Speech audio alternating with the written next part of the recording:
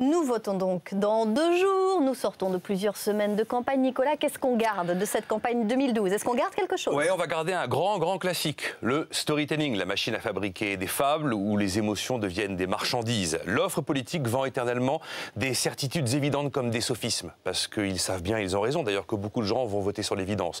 La loi de 1973 nous a livrés au marché, alors qu'en fait, elle nous a libérés de l'hyperinflation. J'aime pas l'euro, je sors de l'euro. J'aime pas la mondialisation, je sors du monde. La TVA est un impôt injuste. Ou encore, je vais bloquer les prix de l'essence. Ou encore, s'il y a moins de dépenses, il y aura moins de profs et moins d'infirmières. Voilà. Comme d'habitude, l'idéologie passe devant le réel. Il y a quand même eu des choses inédites dans cette campagne. C'est vrai. C'est pour la première fois, nous avons assisté à des politiques qui n'ont plus d'argent. L'idéologie est complètement démonétisée, c'est la fin des promesses qui font rêver.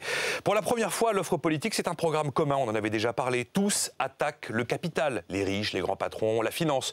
Tous tirent sur la corde fiscale avec des hausses d'impôts. Tous nous promettent l'État qui protège et tous vantent l'Europe, mais une Europe quand même qui les dérange un petit peu. Et puis autre chose, pour la première fois, on a vu véritablement monter les sentiments de protectionnisme et le désir de retourner au franc.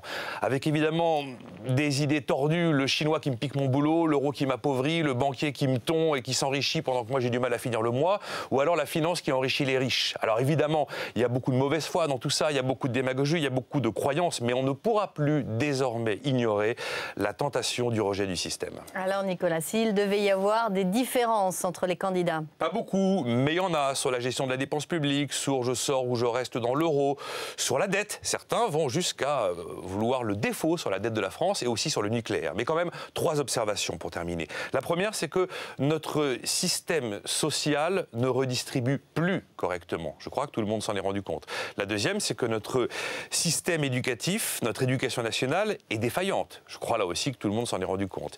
Et la troisième observation, c'est que nous sombrons dans le déficit commercial et que nous avons les entreprises trop pauvres. Donc il faudra que ça change. Et encore une fois, j'ai maintenant la certitude que le sursaut ne viendra pas d'un homme, d'un personnage, mais véritablement d'un événement. Soit ce sera une attaque sur la dette de la France, soit ce sera un choc pétrolier, dans le meilleur des cas. Je ne sais pas si j'ai envie de voter Nicolas Dose dimanche. Moi, ça me fait peur. Je suis pas candidat. Hein. Heureusement, voilà. Ça fait peur. Merci Nicolas.